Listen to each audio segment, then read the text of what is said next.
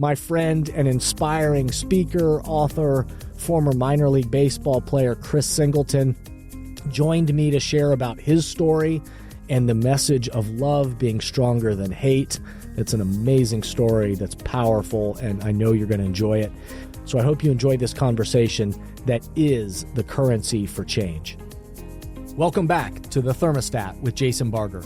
If you're currently on a commute, a walk, or just a micro break in your day, glad you're making time to step back, to think, and to reflect on the next steps on your journey. I've never been more convinced the best leaders and team cultures in the world are the ones that make time to step back, breathe in good oxygen, and calibrate their thermostat. I hope today's conversation leaves you feeling grounded and inspired. Now let's dive into today's topic to engage our minds and hearts in order to authentically lead and create compelling cultures wherever we are in the world.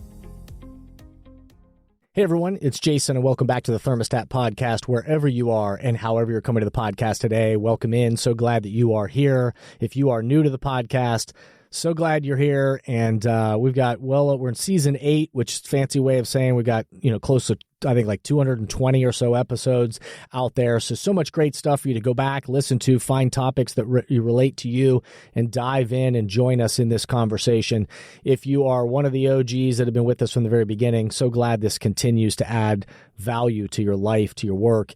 My commitment is that I hope that this continues to be a place where you can have some good oxygen breathed into you to think, to reflect, and then to help you think about the temperature that you're trying to set in your life and your work.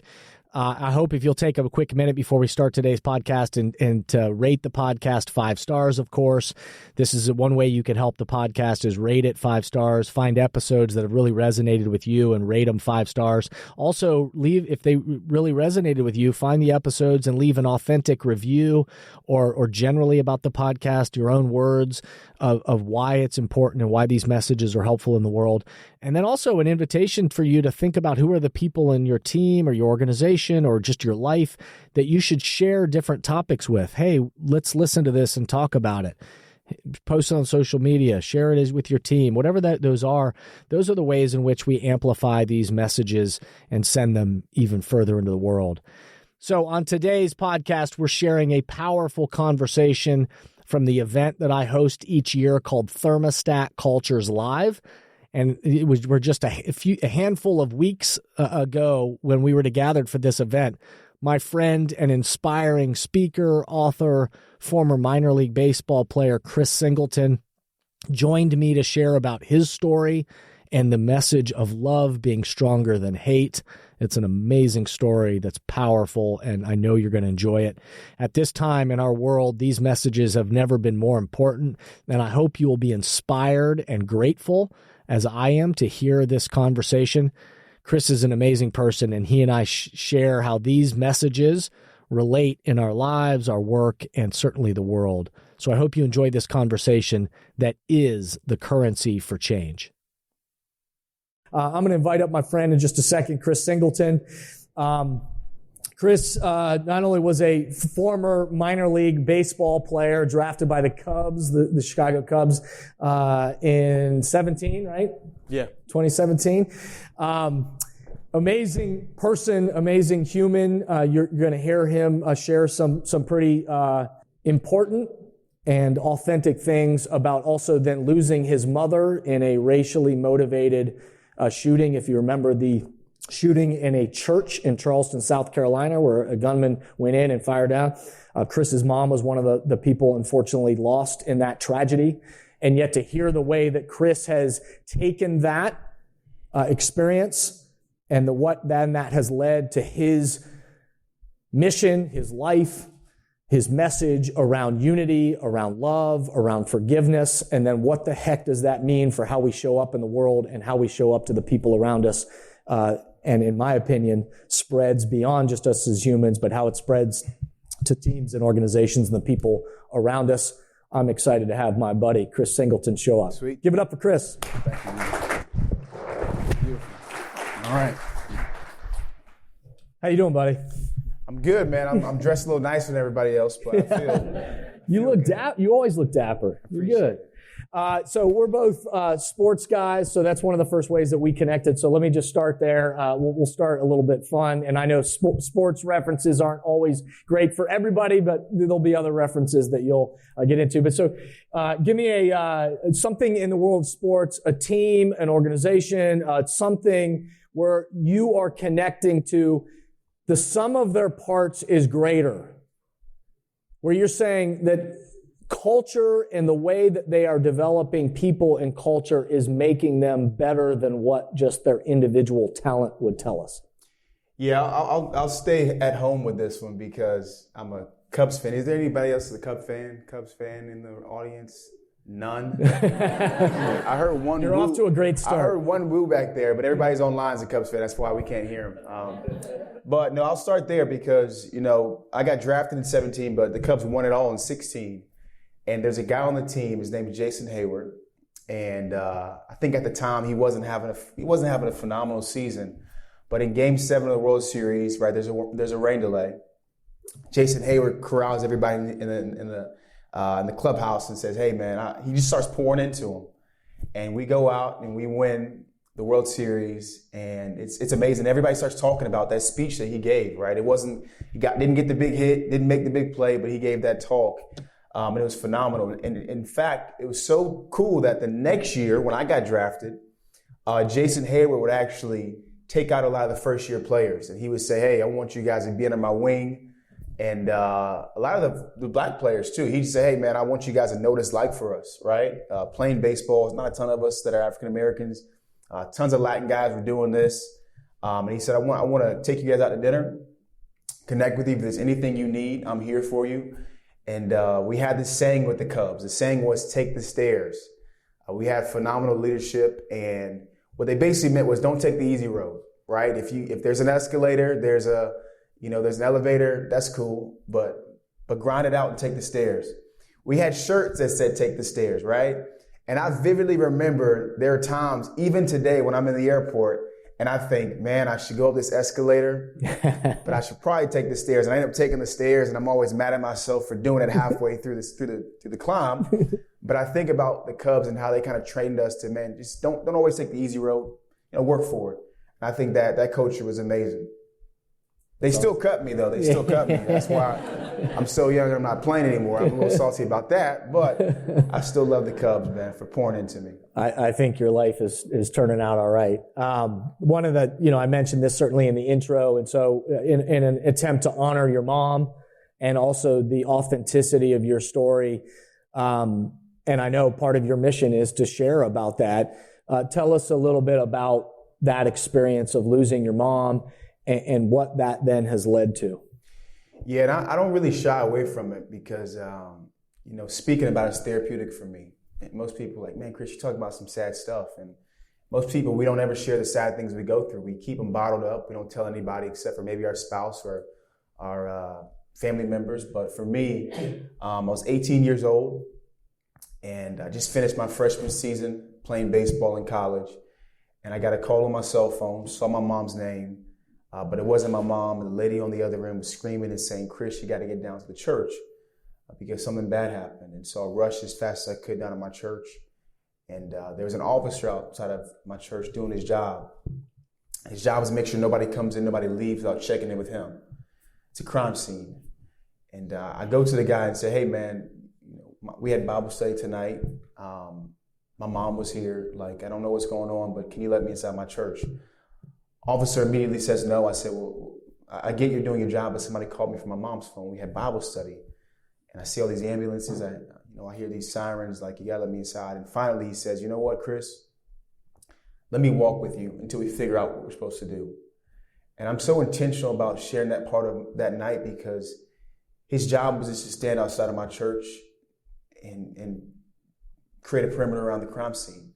But he says, "You know what? I see how this guy's struggling. I see how scared he is.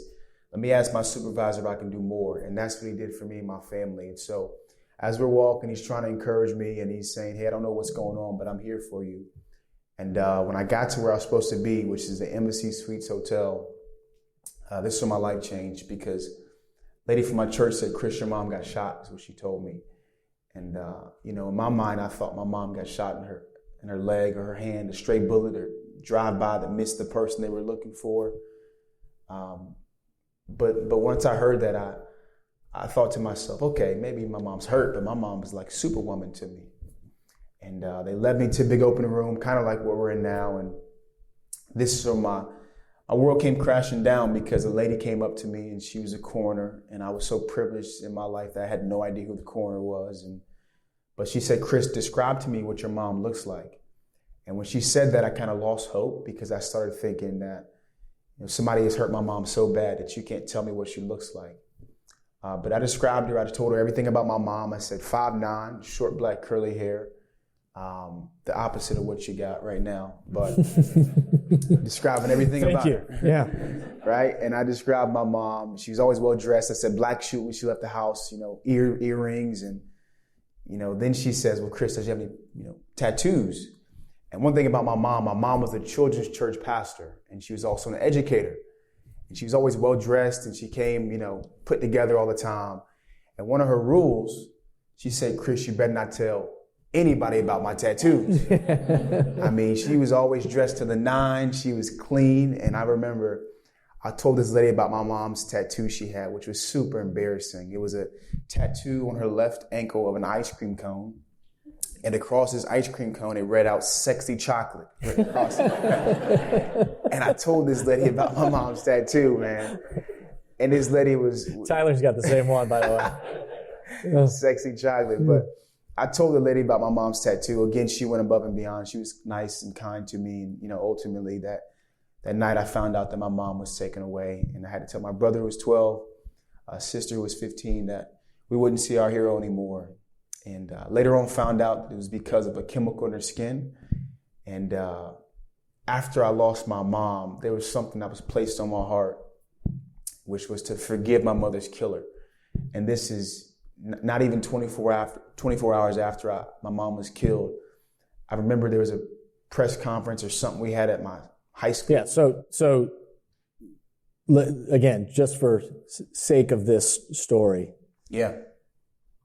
Somebody enters the church racially motivated to kill people, and your mom happens to be one of the people gunned down.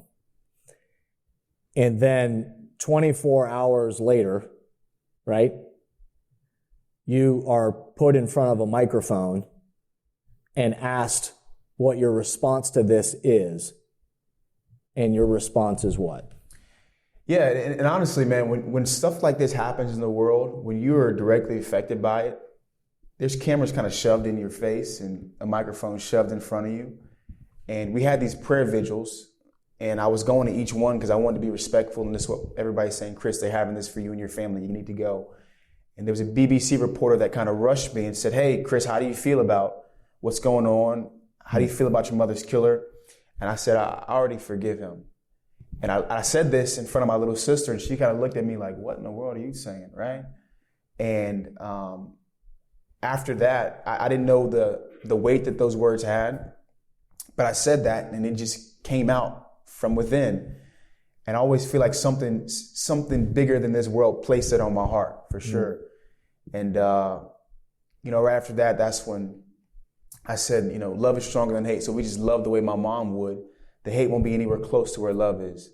And people saw that message, and I went to bed, and the next morning, millions of people saw it, and a million phone calls and all that stuff. But initially, it was just something that was placed in my heart, but now I know why. So I want to lean into that phrase that love is stronger than hate. So what does that look like?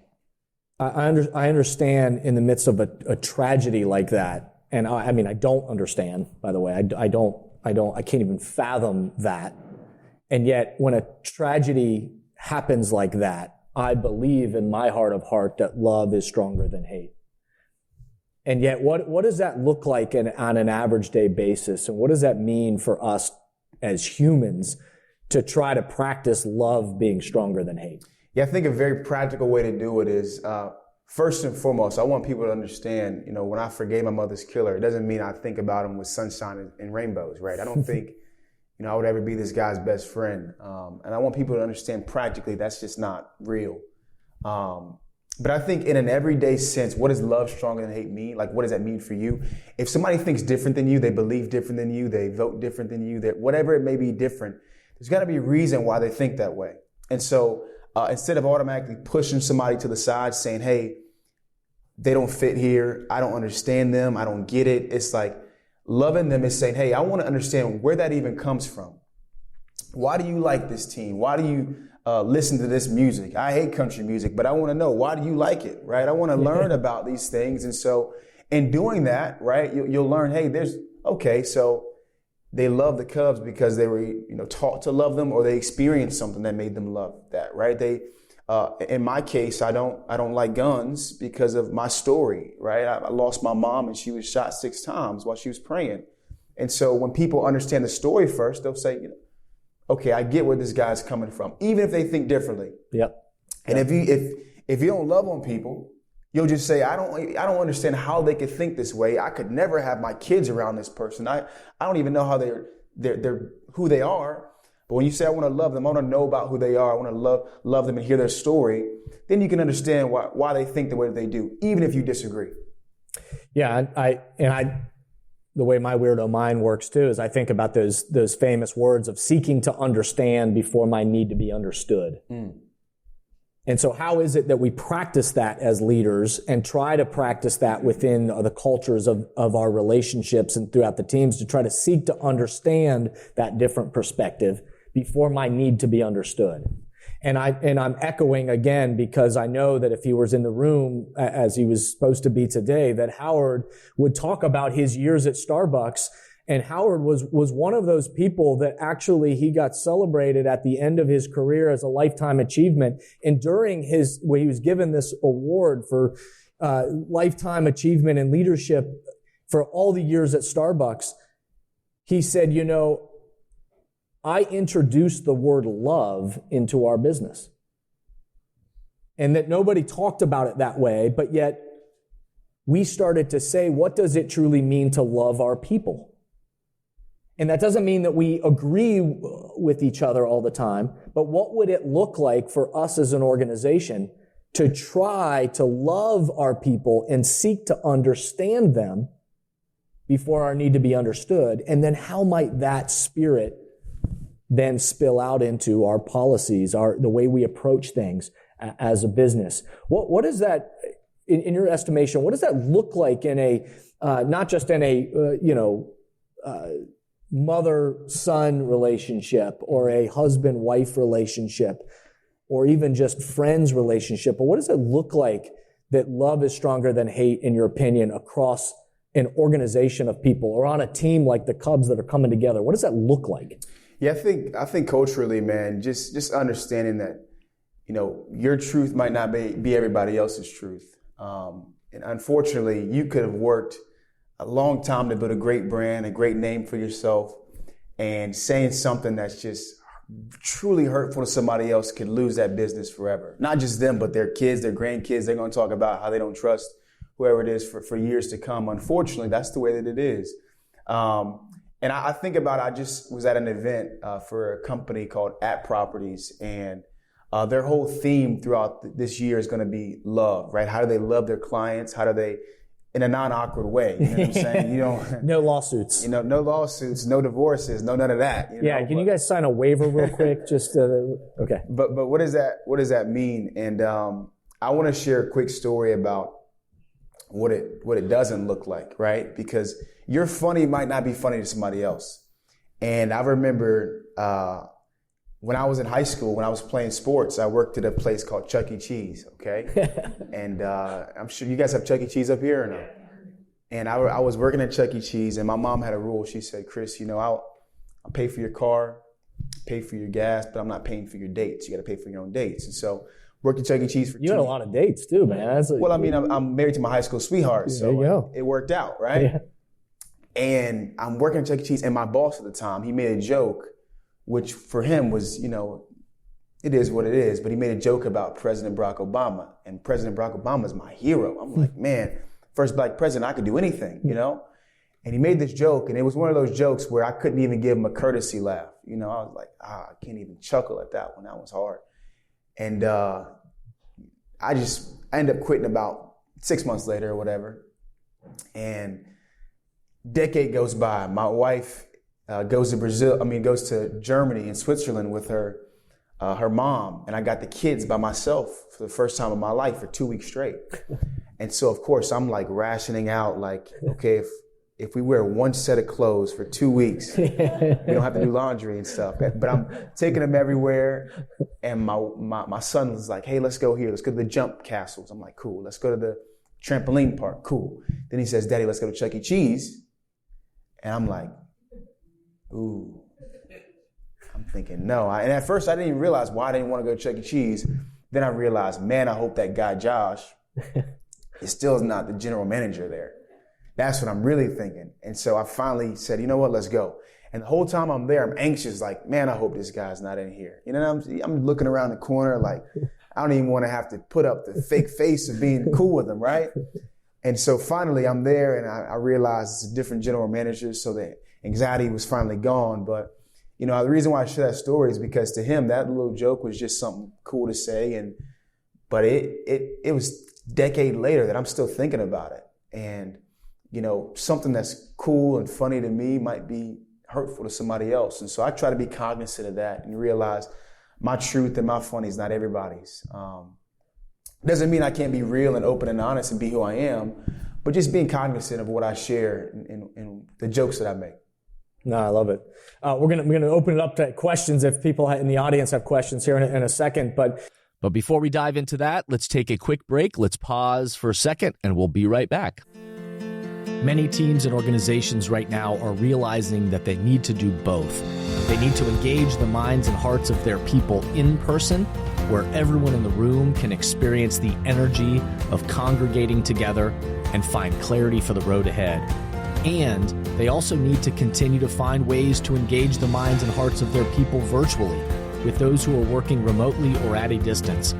So, if you are in the process of planning your next team meeting, company all-hands event, conference, or culture summit, and are looking for support with a powerful keynote speech, facilitated team conversations that are the currency for change, or deeper development on leadership mindset and an intentional strategy for the culture you're trying to create, I hope you'll contact us at jasonvbarger.com, jasonvbarger.com.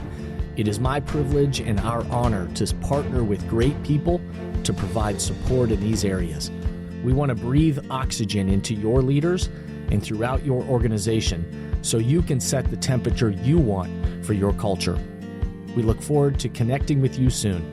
I hope you'll contact us at jasonvbarger.com, jasonvbarger.com. It is my privilege and our honor to partner with great people to provide support in these areas. We want to breathe oxygen into your leaders and throughout your organization so you can set the temperature you want for your culture.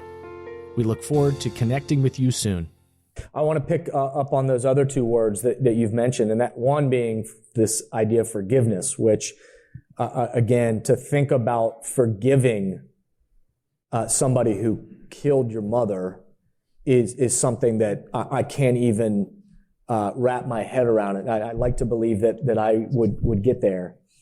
But I also think about in the context of, again, our relationships as humans, and I think about across the relationships that we have in teams and organizations and how easy it is to get to hold grudges with people and to have, you know, way less dramatic things that we don't forgive people for than what you're describing. And yet I also know that in order to build that level of unity that you've talked about, and when you think about aligning people and a culture of humans to build that level of trust that we heard Tamara talking about, it requires a sense of how do we, when people let us down or don't do something we hoped they would do, how do we not only find forgiveness, but an ability to have those courageous conversations so that we can get to that kind of unity. So I'm interested in like this concept of just forgiving somebody, and especially as dramatic as what you're describing is so hard to even wrap your head around. but how does it play out even into those smaller moments for us? Yeah. Well, I believe in forgiving, but I don't think it's possible to forgive and forget, right? I think that's impossible. So I always think, what's on the other side of forgiveness for you? For me, I don't have to think about my mother's killer 24/7. For me, I can say I can be a part of the change that I wish to see in the world is on the other side of forgiveness. If I hadn't forgiven him, there's no way I'd be able to do the work that I do today. But I kind of urge people to think about when somebody's wronged you. I'd say 9 times out of 10, they're not even thinking about it anymore. You're the one that's thinking about it. And so you're saying, man, if I forgive this person, I'm letting them off the hook. Well, I'll tell you what, you're the one thinking about it, not them. And so you're holding that grudge. And there's a quote that says, unforgiveness is like drinking poison, but thinking you're hurting somebody else, right? And it's not to say that we don't have to have things that light a fire under us, things that motivate us. I know Tom Brady and Michael Jordan would make up things in their mind about what other people say about them, even though it wasn't true, because it lights that fire under them. But I think if you want to move forward and stop thinking about what's happened in the past and how can I be the best version of myself, how can I be the best leader, the best husband, the best father, I think most times forgiveness is somewhere in there. Whether it's forgiving yourself, forgiving a business partner 20 years ago, forgiving whatever it may be, just being able to move forward is super important. And I think practically for me, I say it out loud. I'm forgiving my mother's killer, Dylan Roof, for taking my mother's life because I know that I don't have to hate all white people when I move to there, right? I know that I can be a great father and say, hey, I want to build a great life for my family instead of thinking about all the things that were taken away from me. And so there's got to be something on the other side of forgiveness. And once we figure out what's on the other side of it, then we can say, man, I want to see if this is for me. But if you don't think about what's on the other side, why would you ever want to do it? If there's no reward for us, we're reward driven, right? We want to work out. We want to get in shape, right? If we pour into our spouses, we want them to say, hey, I want to pour back into us. So there's always got to be something on the other side and ebbs and flows. But I know on the other side of forgiveness, there's impact that I can make. And I wouldn't be able to do that if I hadn't moved there. And I knew that it was true in my heart because one time I was speaking at a middle school. And middle schoolers are wild, by the way. I don't know if y'all, you got a kid in middle school. You remember being in middle school. Middle schoolers have no filter. Yeah. And this middle schooler, he said, well, Chris, that's a great story. He said, well, where's your mother's killer at right now? He said, well, where's he at? And I knew the guy received the death penalty, but I had absolutely no idea where he was being held because I didn't need that information. Because forgiving him set me free from being constantly consumed about what his every move was. And I knew that was true in my heart when I said, you know what, man, I have no idea where this guy's at. All I know is that he received the death penalty. And I think forgiveness helped me move forward in my life instead of constantly being held down by that. One of my observations, and many of you know this of without teams and organizations, is one of the things that holds us back or keeps us from stimulating that progress towards that culture that we're trying to create or raising the bar on those performance metrics that we're trying to hit is our ability or inability to truly have the courageous conversations that we need to have. And oftentimes we hang on this a grudge or something that hasn't gone well for us, and we continue to repeat the same patterns rather than actually addressing that, either in our individual relationships or as a team or as an organization, that the only way out is often through. And so the teams and organizations that are begin to practice, this is how we breathe together. And part of that breathing is we have courageous conversations and we identify what are those things that we need to be talking about that we're not talking about right now. Yeah. And so that we can let go of those things that are occupying our mind, our energy in those kind of ways that we don't need to burn fuel with that. But that way we can look forward, which is what are those things that we need to be focusing on? Yeah, I think that's good. And one of the things that I've kind of realized in doing this work is that relationships that we have will always supersede being politically correct, right? So relationships that we have, supersede that, because it's really hard to be perfect all the time. Nobody is. Nobody is, right? I think there was only one perfect person to walk the earth, and he was killed because of it, right?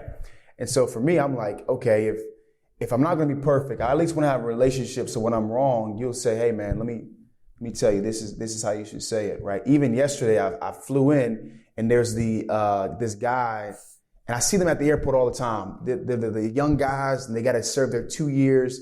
I think it's like the Jesus Christ Latter-day Saints or something like that. Something of that nature. I don't want to be wrong when saying it, but my man's coming up to me, he's talking to me, and he's like, hey, I would love if you don't, if I'd like to say I'm this follower, not a Mormon this or whatever. And he's telling me this, and I'm listening like, oh man, I had no idea. And he's like, yeah, I love it. I would love if you take this. I'm giving him my Tony Dungy like devotional that I'm doing. And I'm just chopping it up with him, right? We don't even think the same. But I think it's a beautiful thing where I was wrong, but he didn't like say, oh, this guy's a jerk. He's like, let me teach him because I see he cares.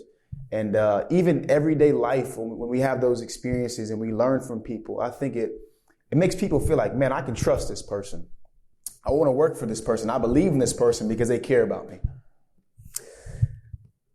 While we pause here for a second, and maybe we've got a microphone that we can pull out. Oh, Jody's already got it. Look at that. If there's somebody that has questions floating around, we'll let Jody walk around. If you have a question that you want to ask, I want to make sure that we pause for a second. But while we're waiting to see if anybody's courageous enough to ask a question, I'll just say this, because you mentioned this, and I love this language when we think about the cultures that we're trying to create cultures of love and of unity and of this kind of ability to have those courageous conversations. With a lot of the teams and organizations that I'm supporting right now, we're talking about this idea that cultural fit is one element of it. That when you're bringing somebody into your organization, to be able to say, is it a fit for them and is it a fit for us, right? And yet fit does not mean that they're just like us. For sure. Fit means, does the person bring something, a strength, a contribution, is something to us that will help make us better and stronger. And so, but yet oftentimes the conversation is only around fit. And yet what we've been expanding that dialogue into is, yes, you want to make sure that again, the fit is great on both sides. And again, that there's a contribution or a skill set or something they're bringing that makes us stronger and better. And yet it doesn't stop there. That then it's the cultural fitness. It's the ongoing, are we going to, with that relationship, build the level of trust and practice having those courageous conversations, and in how we show up to the relationship and how we show up with the people around us, that over time, we got to work out together. And we got to practice that kind of fitness together. And what I'm hearing you say is this kind of ongoing coming back to, what is it I'm letting go of in my mind and forgiving but not forgetting, but then this commitment to, I need to put my energy elsewhere into what it is I'm building forward and what the relationship is that I'm trying to build. Is that accurate? Yeah, that's beautiful, for sure. Pause for anybody that might have a question out there. Yeah, Christian. First of all, thank you. I think the phrase, to even wonder what's on the other side of forgiveness, I just want to feel tremendous gratitude for you even just stating those words, because that changes small things, but much bigger things. And I appreciate you. I'm curious what you wrestle with. So I'm curious what you're trying to make sense of. Yeah. So one thing I struggle with is, my wife has been so gracious. She gives me 150 days every year to be on the road and do this work. And she stops it at 150 because we got 3 kids, right? And they're our kids. But, in doing this, man, I'm pouring my heart out. I'm passionate about this, man. This is what I do with my life. And I still see terrible things happen in the world, right? And so when I see a little 6-year-old kid get killed because of his faith and the way that, he grew up, and I'm like, man, this is what I'm trying to combat, and I still see it happening, right? When I see things like what happened in Buffalo, and I go up there immediately after, and it's kind of triggering for me, but I feel like I have to be there because I can give that community something. So those things are hard. you're talking to a guy who wants to put an end to racism, right? I promised my mom and my church family, hey, I'll try. I might not do it, but I guarantee you I'll give it everything I got. And so when I still see people that are hated based on things they don't control, that stuff gets to me. It's not easy. So that's what kind of gets under my skin, but it also motivates me even more to keep going.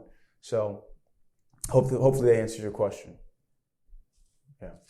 Hey, Jason, this is Caroline from Jermaine. Just a question. My question would be, you had a little sister, and she was very young and impressionable when that happened. And I wonder how her life has transformed after that, what you've offered her. Yeah, that's a great question. So I have a little sister and brother. So sister was 15, brother was 12. About a year after my mom was killed, we lost our dad. He struggled with alcoholism really bad. And so at 19, I started taking care of my little brother and sister. And, my sister graduated from college. She's 23 now, graduated from college. And now she's in this vibe where she wants to travel the world for 6 months, right? I mean, she's staying in a hostel in Mexico for a month. Don't know any Spanish, right? She's in Brazil. My wife's from Brazil, so she went to Brazil for a month and doesn't speak any Portuguese, but she's in that phase where she's just living her life. She's doing well. My brother's junior in college, and he's doing well. He's playing baseball at a school probably 3 hours from my house. And, I always say that I raised them, but it was really me and my wife also raised them, because when I was playing baseball, I'm gone 7 months straight. And my wife is the one that's raising them every single day. And I'm just the guy in the middle that's answering the phone call like, hey, yeah, she should have done that. Oh, man, they shouldn't have did that, right? So I was doing that. But I'm so grateful that I've always led by example. I say, listen, there's a quote from guy Chuck Swindoll says, 10% of your life is action. The other 90% is reaction. The actions, usually a lot of the bad stuff we can't control, but we got 90% to work with, right? So I know we had a tough 10% losing our parents, but we're going to do something great with our 90. That's awesome. And hopefully I lead by example in that sense. And so they're doing pretty good. Thank you. Yes. But I'll tell you one thing that I had to learn, though, is I've always been like the father figure / guardian, whereas now they're like, hey, man, listen, I'm 23, 20, about to be 21. Just give me advice. Don't tell me what to do. So that's something I'm still working through, because I'm like, I promised our parents, hey, I'm going to take care of you guys. And they're like, Chris, you did it. You're fine. Get off my back, right? So that's what I'm still working through now.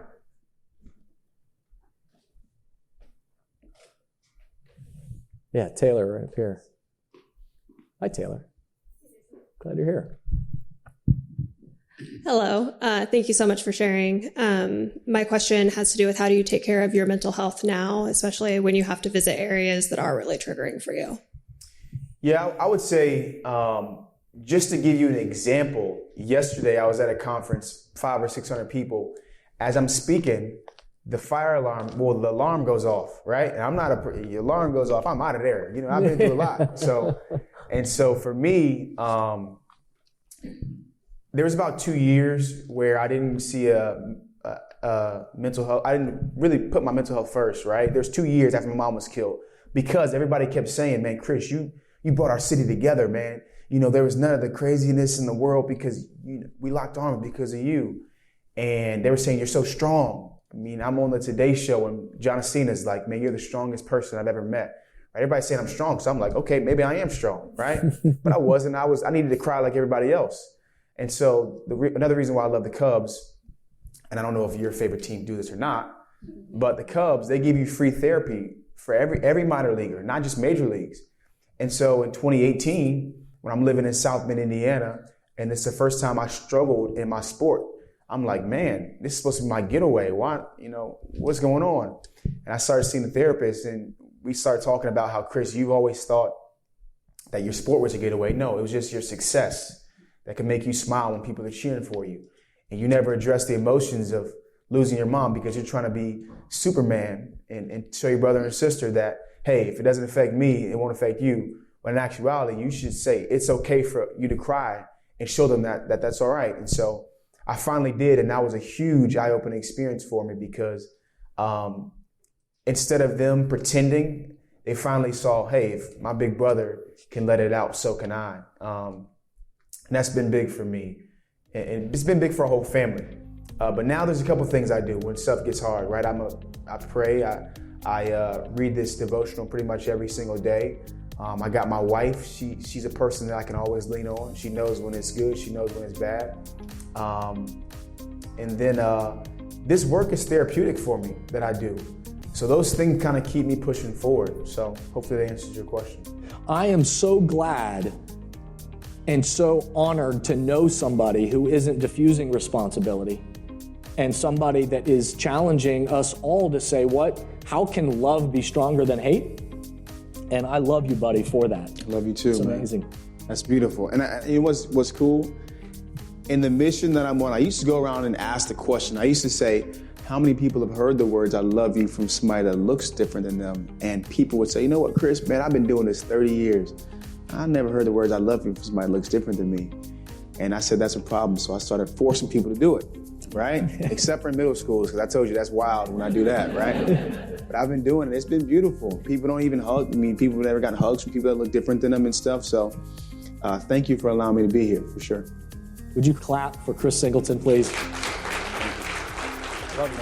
Thank you for listening to today's podcast, and I hope the messages and questions stimulate positive change along your path.